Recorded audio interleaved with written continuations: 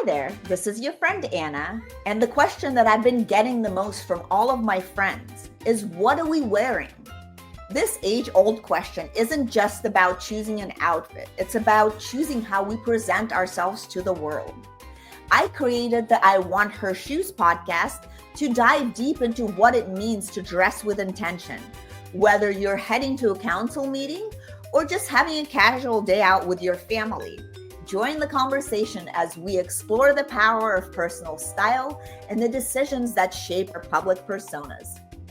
Put on your favorite pair of shoes and step into my closet.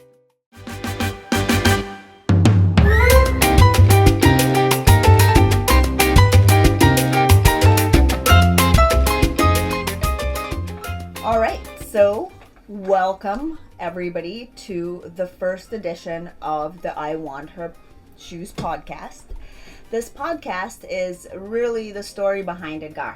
It's a good story. I've been waiting for, I just looked through all the branding and stuff, and it's been actually 10 years since. Wow. It was 2015. This is the last time that was all updated. So it's actually 10 years, which is kind of, I feel like maybe that's a lucky thing. It's a big It's like a decade. for yeah, sure. So, and I remember 10 years ago actually thinking about doing something with this. Like, I knew it was I Want Her Shoes, but I just didn't I don't know why. I just didn't jump for it. I started doing other things because it was easier to do other things because it's harder to do things that are new, of course. That are new. And now I'm 10 years later, I'm back, and I had an idea for the podcast because I talked to so many women like you and others that always, wondering, what are we wearing, right? Where are we going? What are we wearing? What is an appropriate thing to wear for different industries, different occasions, lifestyle, everything, right? So definitely. And especially,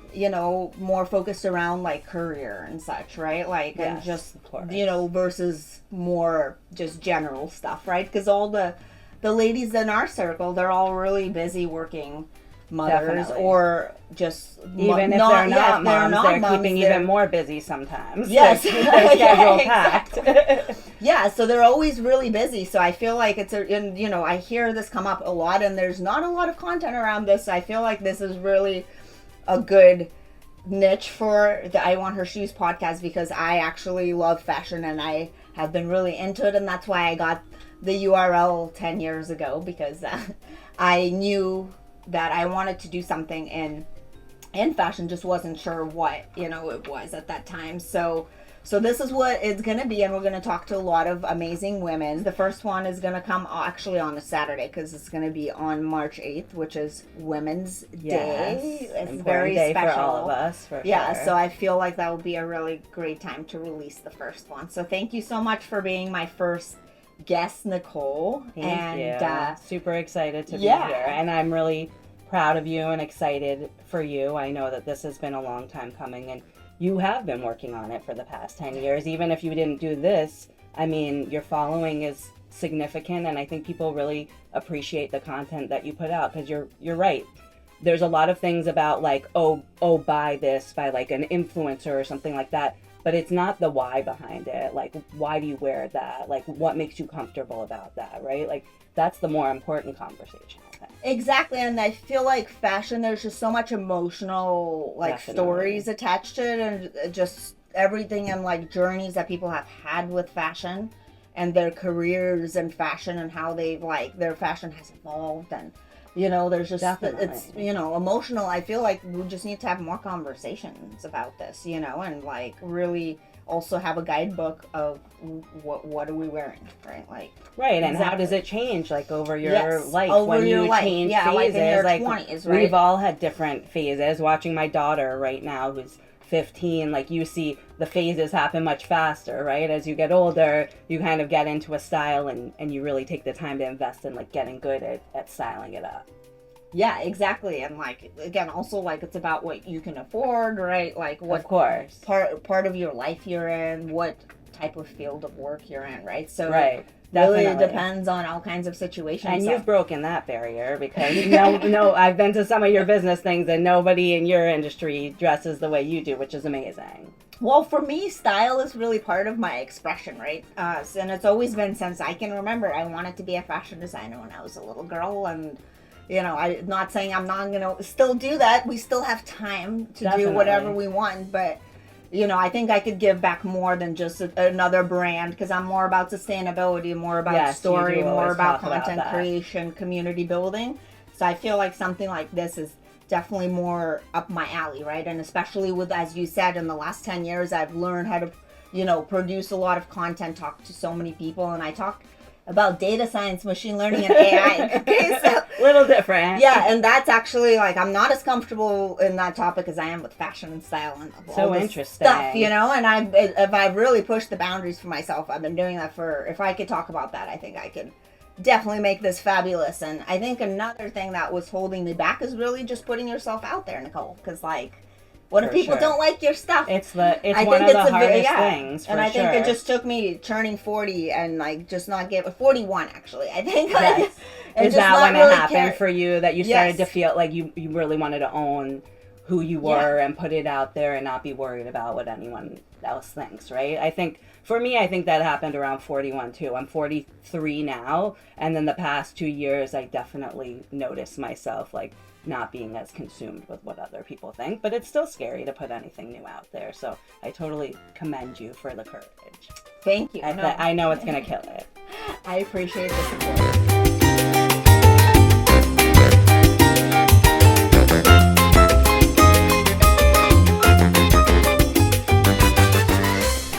So why don't we talk a little bit about, first of all, before we dive into you, Nicole, what shoes are you wearing today and why?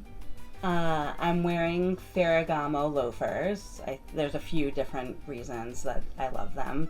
One is my dad was the regional VP for Ferragamo for like more than half of my life, so I think that I ended up I ended up with a lot of Ferragamo stuff, and these were one of the last shoes that my mom picked out for me before she passed away. So I've had these shoes for more than 15 years. I don't wear them that much, I think, because I don't want to wear them out kind of thing, so they still look new, and they're definitely a preppy look, which my mom dressed me in when I was young. So these are like the sentimental shoes, and then these are my other. Can we see the shoes? Yes, of course. Let's check them out.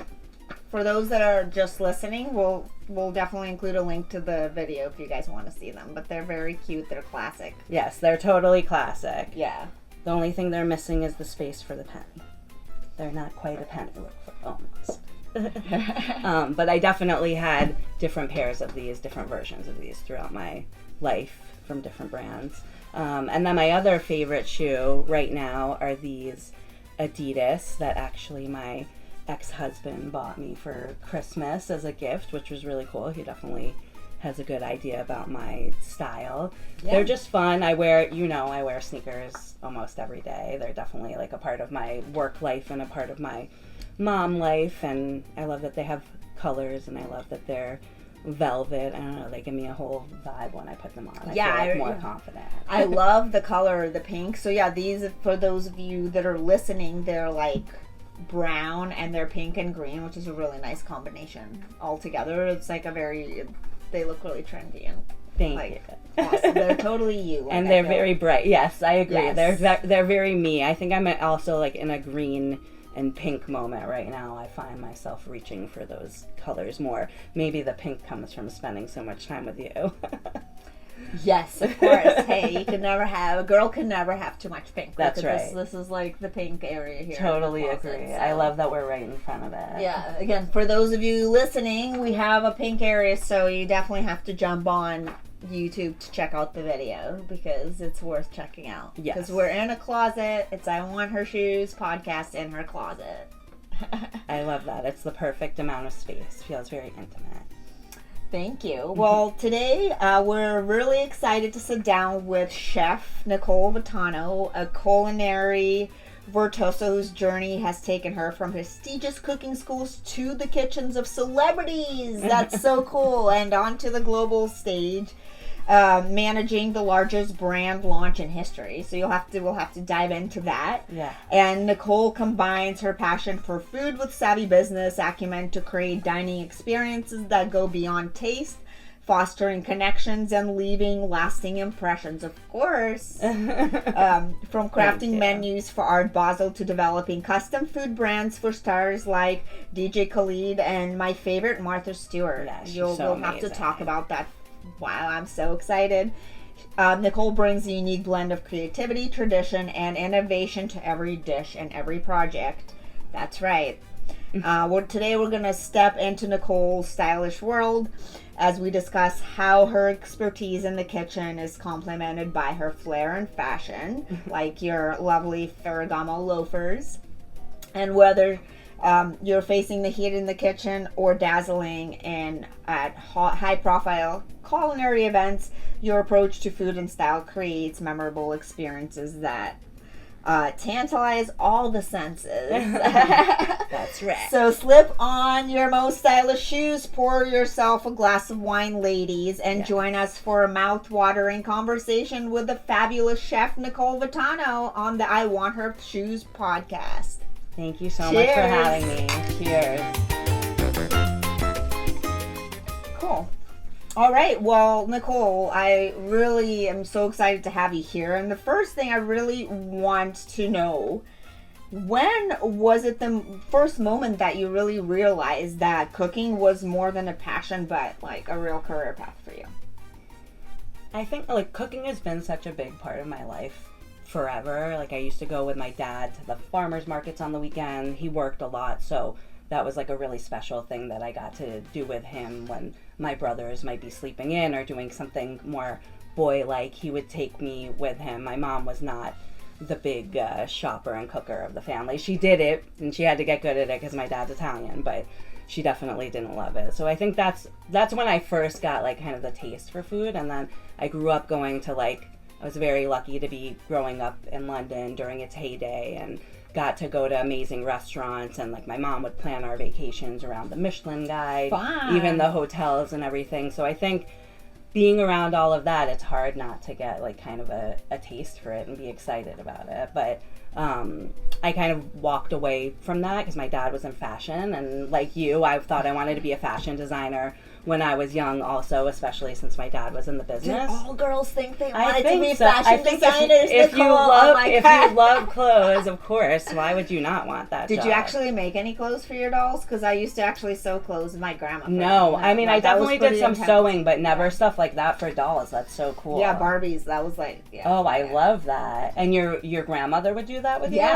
Yeah, my dad's mom, she knew how to sew, so we would like make these little outfits and stuff. But there's people in my class that even had even fancier outfits. I would be like, wow, because they would be making it too. Was like that even in San smaller, Francisco? more. No, that was before like back moved? in when I was in Moscow, back in like. Wow, that's amazing. I wish I could like see a Yeah, picture it's of crazy. that. No, but some moms or grandmas, whoever they were, because you couldn't buy anything there for these dolls. Of You know what I course, mean? This was yeah. like communist era, and So you know, interesting. people made these costumes themselves, like intricate little, like better than what they make in Mattel. You know, like wow. So they would have these I custom bet. things. Of course, because you I can had make them, exactly what you but wanted. mine were basic, like compared to some people. They're probably the famous fashion designers now.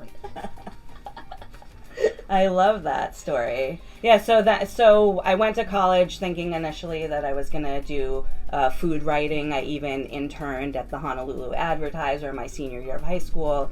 Really thought that was the route I was going to go. And then in the first year of college, I just was not vibing with all the prerequisites. I think I had older brothers and older cousins, and everybody was out in the world, like starting to work already. And so I was overly anxious. Now I think back and I'm like, I could have taken a little bit more time with that. But when I decided that wasn't for me, I knew I loved cooking. So I mentioned it to my parents, expecting them to not be supportive, because at that time, like, being a chef was not such a respected thing. Right. To them, it was kind of like being the help. So but I was surprised that they were actually really welcoming of it. And my dad always wanted to open a restaurant, so they supported me, and I started going to culinary school in Hawaii, and then moved to New York to really like follow my dream, and the rest is history.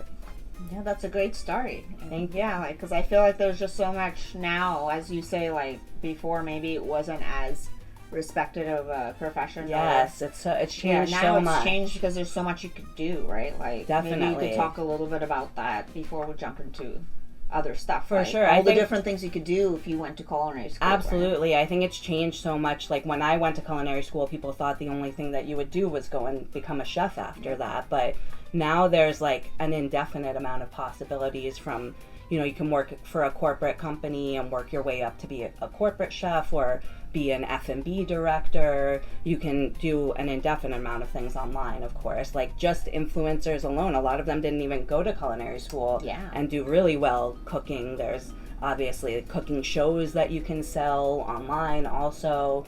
I mean, really, like, it's endless what you can do with it. I mean, it's cool because cooking is the one thing, like, food, people have to eat it several times a day. So one way or another, people are connecting with food no matter what. It's not like fashion too, right? Yeah, I was about you have to to say, wear clothes. Emotional, like there's definitely emotional attachment to style, fashion, sure. Clothes, and also dishes, food, all of that. So I think Definitely. there's definitely like style memories and food memories. I feel like when you pick up a certain piece of clothing, when you look at it, you have this memory of like when you wore it and how you felt, whether it was a positive experience or maybe a sad experience. You still remember that, and I feel like the fabrics kind of embed your emotion, and food does that too. So if you have your mother's chicken soup or something, it brings you back to that moment. The same thing with an amazing piece of clothing. Yeah, it's just too bad you can't wear your mom's heels or anything, like, again, because they're not going to keep them that long. Exactly. You know That's the cool thing about food, is that you could recreate it with fashion. Yes, that's so true. Like, I remember my mom had like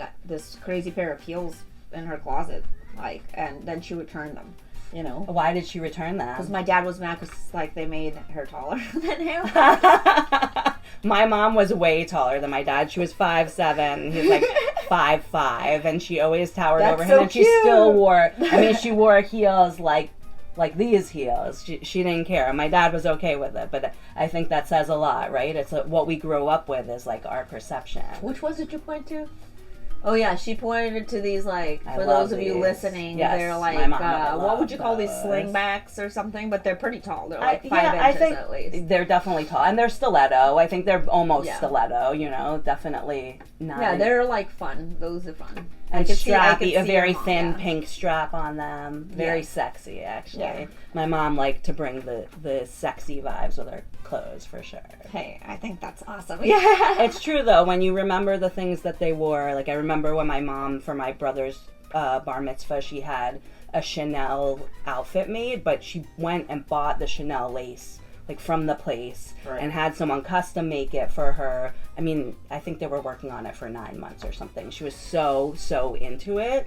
And it's that's like forever piece that you'll keep for 1,000%. And when I see the picture, when you see the pictures, my dad wanted her to kill her because she looked naked in it. It was like all see-through. But she loved it, and she felt like the belle of the ball. So that's what's important. No, I think, again, it's the feeling, right? Like the feeling when you eat the soup and the feeling when you're wearing that Chanel suit. Definitely. Yeah, Definitely. There's something, you can't take that away from someone. No, not at all. So, well, now that we talked a lot about different opportunities in the industry, let's talk about, you've done so many different things, and I wanted to see what challenges you faced when you launched 500 locations worldwide, and how did you ensure that the brand's essence was preserved, especially like across different cultures? Because I think United States is even here you have to think about like the San Francisco versus New York versus like Kansas. Yeah, but it's not the same as like going India, to Dubai or something. Yeah, exactly.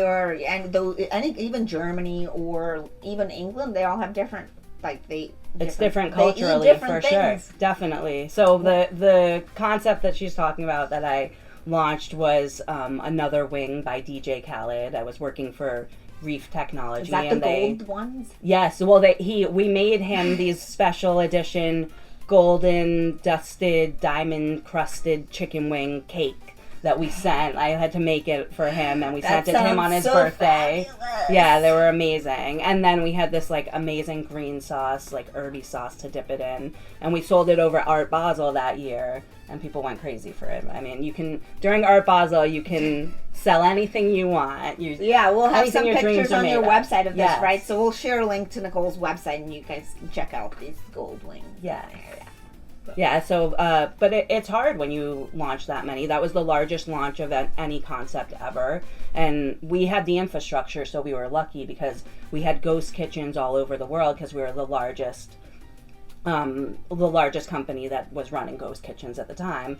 So from the beginning, developing the flavors and everything with him, like we wanted to make sure it was things that people were going to welcome in any culture. I mean, it's a chicken wing brand associated with, an American celebrity. So I think it's what we knew people would want it wherever they were because it was more about the excitement of it, you know? But having infrastructure is most important and very good collateral, like really good training materials. I think that's where a lot of brands fall down when they expand, is they think that having 5 of something is the same as having 1 of something, and it's not. You really have to be able to have, a piece of paper, videos, pictures that explain to people exactly what to do, or else you can't hold them to the standard because they don't even know what it is. That 100%.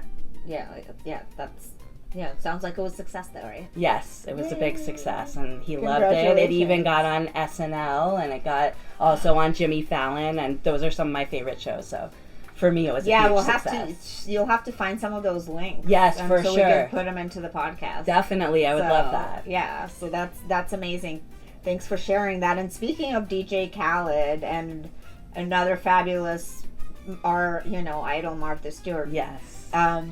How do you personalize your culinary creations for those sort of folks? But at the same time keeping your own signature style? Because I feel like, again, that's very different preferences that people have, right? Definitely. Especially those two people are so different. Exactly. And I work with all different types of brands, so that's definitely a challenge that I have to address every day. I think the most important thing when you're acting as a consultant is to know the other person's brand, the person that you're representing, and really try and embed that into everything you're doing. So for DJ Khaled, we knew it had to be bold flavors and bright colors and kind of kitschy names that were associated, with his songs or things that he would say, and really embrace him in that way. And obviously it was not a health forward concept with that one. And then with Martha Stewart, same thing, but it's more all about class and great ingredients and technique, which is definitely how I cook and how I like to live my life too. So I think that one was a little bit easier for me to, to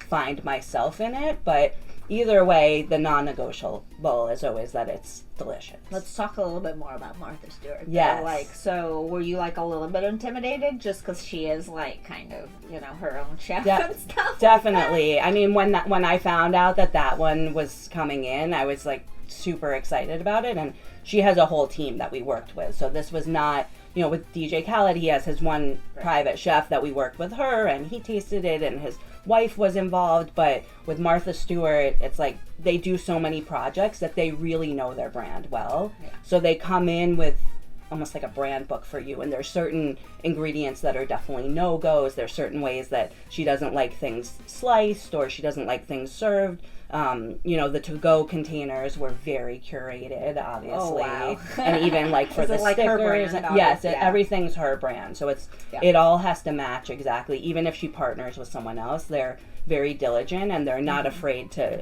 break a contract if it doesn't follow what they're saying. And I think we all should have that kind of Martha confidence. Go Martha, because why would you want to change your brand for somebody else, right? Exactly. And with all that she's overcome, I watched that movie recently about her, and it was on Netflix, a documentary, right? Yes, it was fantastic, and I was really impressed. So many things I didn't even know about stuff that she overcame, and she really has made a place for women to grow into indefinite amount of entrepreneurship. Thank you, Martha. Do anything. For sure. Thank you, Martha. We love you. Yeah, we love you, and it's definitely, I feel from that you brought that up, I feel she was definitely targeted as a woman. For sure, 1,000%. Because they needed a woman to target. Because so that's what they do. Well, anyways, let's move on to about, motherhood and being a chef. How do you balance such demanding roles, and what lessons from the kitchen do you apply at home, if any? Oh, that's a really good question.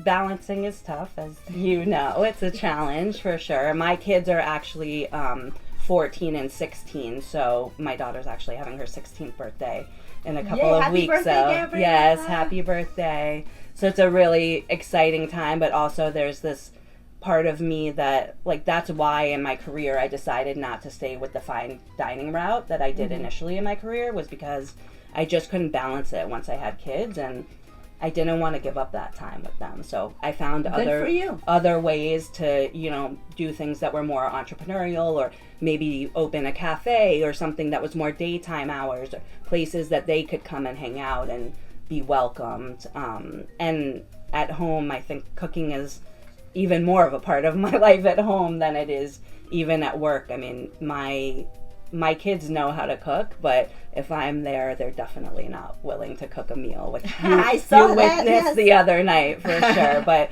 I think knowing how to manage your time and being able to, plan everything out and have like your piece of time for each thing in the day, that helps me in the kitchen. It helps me at home for sure. Yeah. And also having patience. I mean, for sure, kids take your patience, and definitely in the kitchen it takes patience too. So, well, cheers to you, and thank you. Having so much patience. We know trends are quickly changing in the culinary game. So, how do you stay on top of new projects, and what are you cooking up next that you're really excited about that you want to share? Oh, that's a good question. Kind of two questions in one. Yes. So. And then I'm working on a really amazing sauce brand that's about to launch, a very specialty CPG brand that'll be at farmers markets and then at specialty stores. Awesome. And I, working on a lot of my social media stuff, which, I try and improve every day. You're definitely an inspiration with that. So consistent always. Takes a lot of work, guys. For sure. But no, it's great. No, it sounds like you're doing a good job balancing everything, and also the projects sound really cool. Yes, so. I'm super excited about it. The R&D part of my job is like one of my favorites, because it lets me travel and eat amazing food all over the world. So yes, nothing not to like about that. Of course not. So Nicole, how does your personal style influence your professional attire in the kitchen? And also not just in the kitchen, but where you're consulting, or, you're out there at conferences in your industry, that kind of thing. I think there's definitely different type of dress that I do for the different kind of hats that I put on and being an entrepreneur. Like when I'm in the kitchen, if I'm in a casual situation, I'm probably in jeans, and I have these really cool UGG like combat boot looking. I know. I thought you were gonna bring those almost today. I was like waiting for because those. I was thinking about it, and I was like, those aren't my favorite shoes, but I definitely wear them a lot. I got them for the rain and the snow last year in New York, and happened to wear them into the kitchen one day, and they were so comfortable and kept my feet so dry. So those are kind of they become a signature piece, which is why you thought that I was gonna bring them. But it's basically these bright pink combat boots, jeans, and then a black top with a really cool apron. Like most of my aprons are custom made, and I used to go to the fashion district and like pick out the different fabrics that I wanted and send them to someone that made them for me. And then when I'm in a more like dressed up situation, I have my custom made jackets that are made by an amazing designer here, Ashley at Taylor House. She made me all different kinds of jackets with like, sometimes they'll have a different color on the inside than they do on the outside, and she'll make me an apron that matches it. I feel like it's kind of like the most I can dress up while I'm like still in the kitchen attire. So it makes me feel special, like you would in a gown and heels or something, but I get to feel like that when I'm in my full chef outfit. And then when I go to events and things, I think, more of a blazer with jeans, something like that. Yeah, no, and I think that it sounds like that you really have a lot of options for customization. Yes, yeah, so, it's true. Like, it's it a sounds very like cool you can thing. really have a style in your industry. Like, you don't just need to wear like an apron. Yeah, I think it wasn't like that always. When I first started coming up as a chef, like really girls had to wear the boys' aprons, like you didn't, and jackets, and pants, so you really looked like, I mean, a box in this clothes. Like it was not meant to be flattering to a woman, and it wasn't until I got deeper into my career that they started making more for women as more women chefs got out there. But definitely, I mean, what's better than custom ever, obviously. Yeah, exactly. You If you can make what you want. Yeah, it's like kind of like I think of that like having like nurses having the scrubs and stuff. Yes, right? exactly. Kind of they like have that. those fun different Yeah, like all the colors cool and patterns. little things they have. So like you guys should have the same. Yes, right? totally. So, sounds like it's already in the works. So there's brands doing that, Yes. or you could just find people, awesome people like Ashley. To do And that yes, for you. and that's definitely something I hope to work on in the future too. A dream.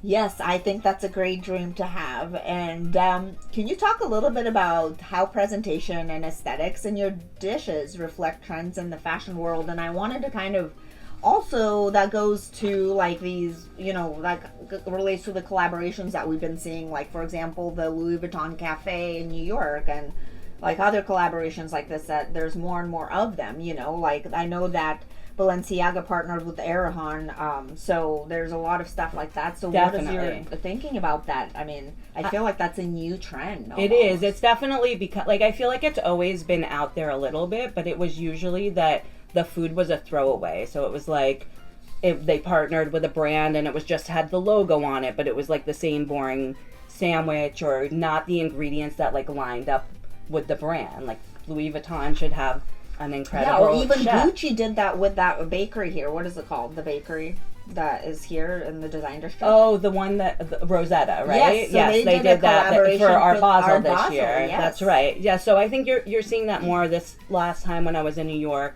I was super fortunate to get a reservation at the Louis Vuitton Cafe, and the food was absolutely incredible. Obviously, the way everything looked and the whole experience was very luxury. I'm also, jealous. I want to go. Oh, we're definitely going. We're going back. We're gonna do a podcast. Yes, there. we're gonna do a podcast there. I can definitely arrange that. And the chef, Christophe, has his own restaurant and has earned many Michelin stars in the past. So they really chose a chef and a pastry chef that are of the level that they are. And I think that that's what's most important, is that these brands are now starting to recognize that, oh, like this, people want this. Our client wants this. They will come and eat here, and they want to eat the level of food of the level of fashion that they're buying. So even the day we were there, Givenchy that's what I was about there. to say. Yeah, you have to, like, literally it has to be kind of very, very extravagant. Exactly. It has to feel special. Mm-hmm. And I mean, it is special because they have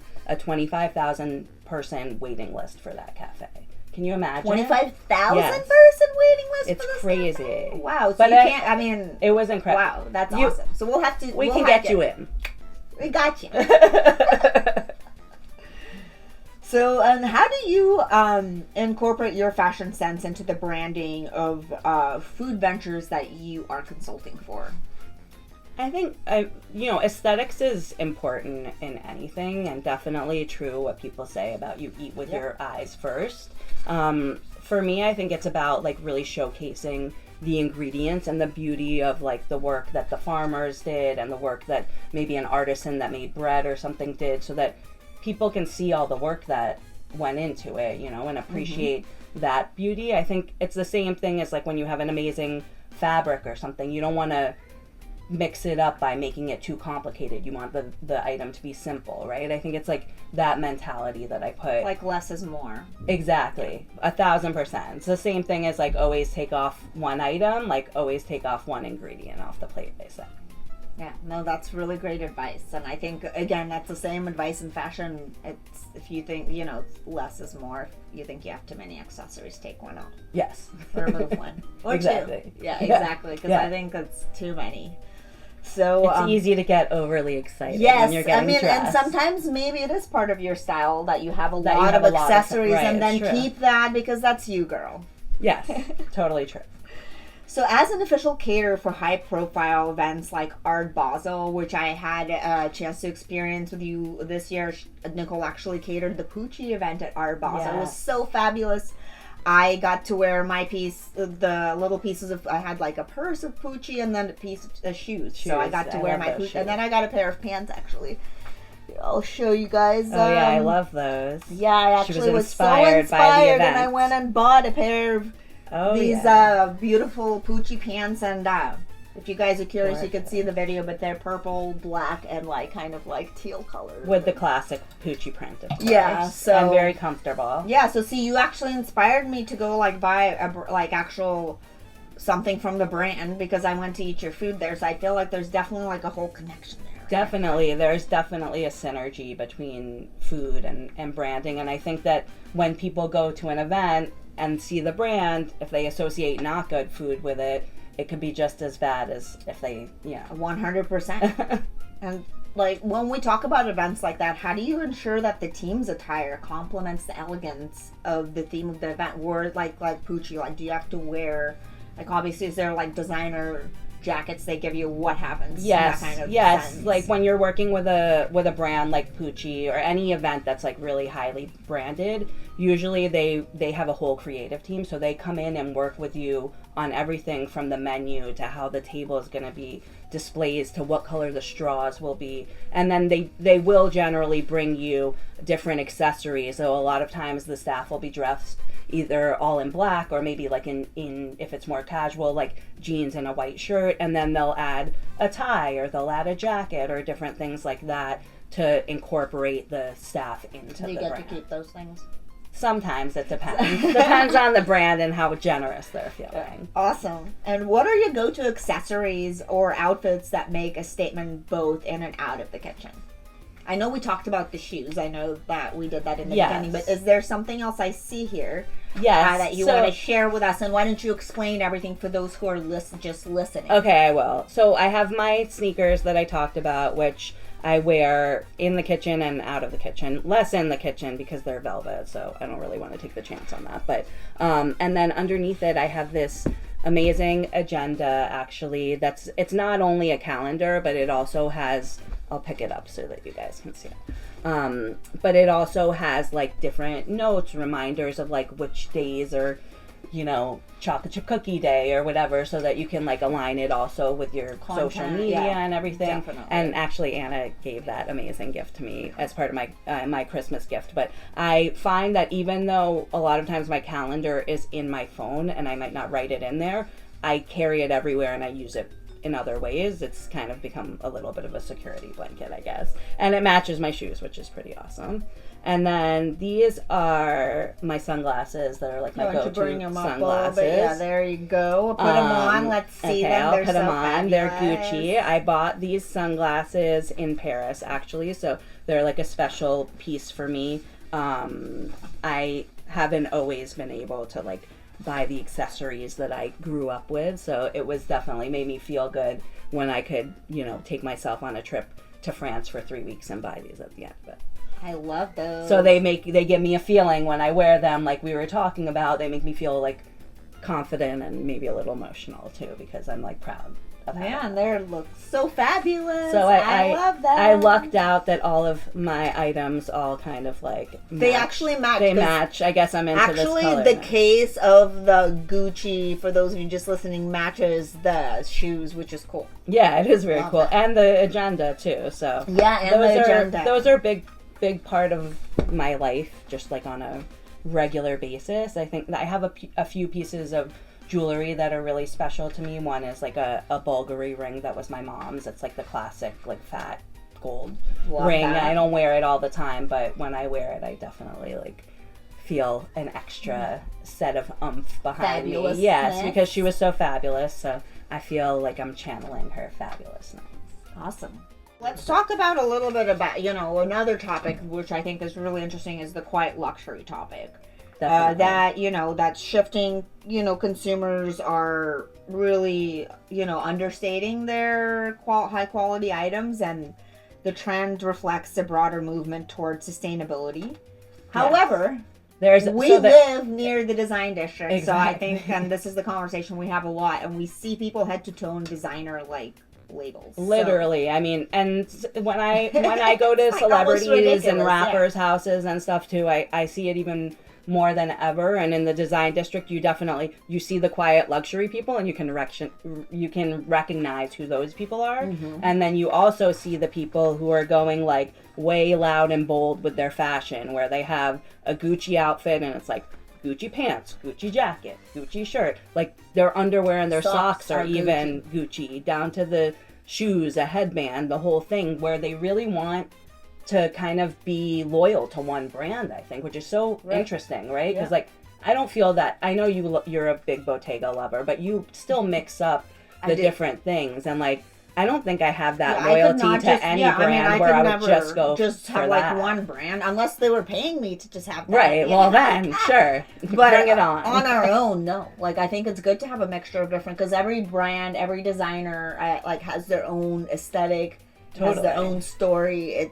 It's just more fun to mix it up. I also love mixing up like H&M or Zara with designer brands. Yeah, you do a great job at that. You don't have to have all designer. Like, it's actually, you should not have all designer, because that's how you could tell that, you really don't have style. I think, well, or maybe you have new money versus old money. I think a lot of the quiet luxury, a lot of times, is older money that they don't want to flaunt it. And sometimes, when you make it big really quickly, I'm sure you feel really proud of yourself, kind of like I did with the sunglasses. You said with the sunglasses. But if you have millions of dollars, then you go and you buy a whole outfit instead of just a pair of sunglasses, I guess.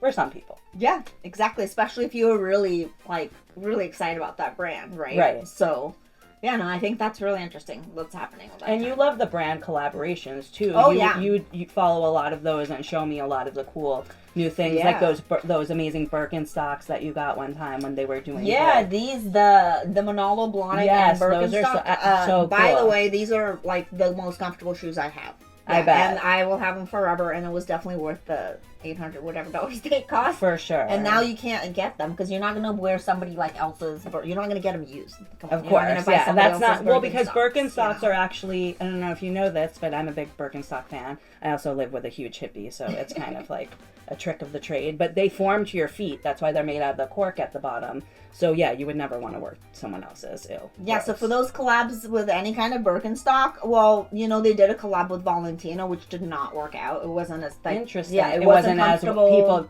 Oh, it wasn't comfortable. No, it wasn't made out of cork. Was it more of a real shoe? Yeah, because this has like literally the Birkenstock bottom of it. That makes a big difference. Have that. Yes, I think it has to have that. Maybe they recognized when they did that. Yeah. Adidas Come back and do it again. Adidas does some great collaborations too, and their Stella McCartney stuff is always cool. So it's cool to see those athleisure and different types of brands going with the high luxury stuff. Yeah, we always love that. Yeah, my last favorite collab was with Kate Moss and Zara. I remember you told me so many cute things. I love to see that. And now you said it's like a very Chanel look, right? Yeah, like the vibe of it. Well, not that specific collab, but I think they have now some stuff that you said would they have. Yeah, they have a lot of like Chanel inspired stuff right now. Yeah, they do a good job with the things that they put up for like a more affordable price point, I think.